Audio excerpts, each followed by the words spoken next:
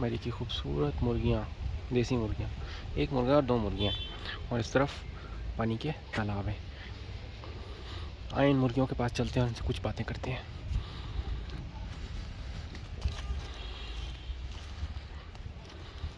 ये मुर्गियाँ हमें इलाके की सैर कराएंगी। मुर्गा गुस्से में आ रहा है, कह रहा है चलो यहाँ से, वरना मैं फ्लाइंग किक मारूंगा। देखिए अपनी मुर्गियों को प्रोटेक्ट कर रहा है।